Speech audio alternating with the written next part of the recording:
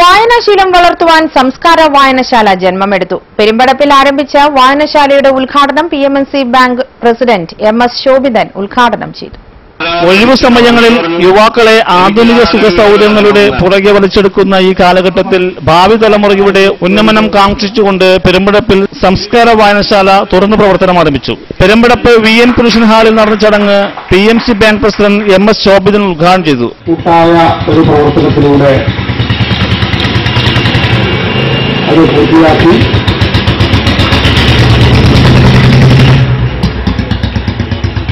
പത്രങ്ങൾ പരിമിതമായിരുന്നത് അത് വിപുലപ്പെടുത്തിയിട്ടുണ്ട്.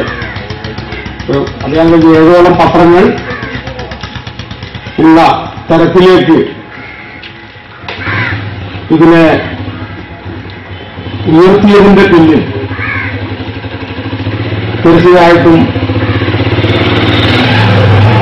ഒരു കൂട്ടം ഈ സംസ്കാര പെരുമ്പടപ്പ് വായനശാല പ്രസിഡന്റ് PS ബാബു അധ്യക്ഷത വഹിച്ചു.